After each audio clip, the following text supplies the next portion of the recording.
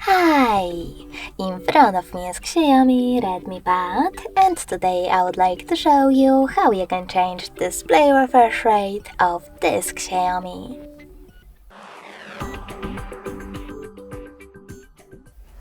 First of all, go into Settings.